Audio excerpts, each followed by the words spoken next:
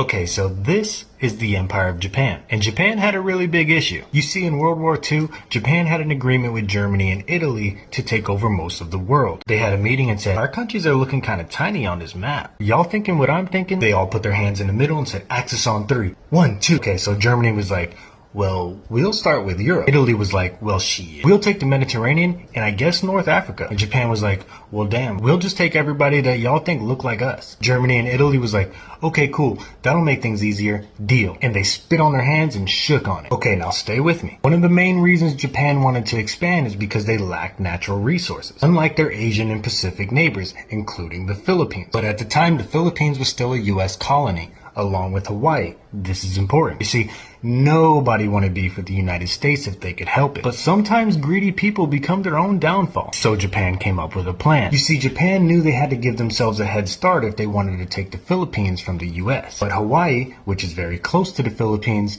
is where the US kept most of their Pacific Navy fleet. So Japan knew that if they just straight up invaded the Philippines, the US would be pulling up shortly after, and in full force. Because like I said, Hawaii isn't that far. So the same day they chose to raid the Philippines, Japan knew they had to bomb Pearl Harbor, which is the US Navy base in Hawaii, which is what they did, so that the Philippines had no help. And what made matters worse is Japan's plan worked even better than they thought. You see, the United States president at the time, Franklin D. Roosevelt, gave his famous speech the day after the attack. The one where he was like, December 7th, 1941, a date that will live in infamy. You know, that speech? Well, that speech was originally written for the president to ask Congress to declare war on Japan for what they did to Pearl Harbor and the Philippines. Roosevelt said, hold up, let me see that pen, and proceeded to cross out all mentions of the Philippines. And he did this for two reasons. One, he didn't want to remind the American people too much that Japan is acting very similar to what the US did to the Philippines not long before. And two,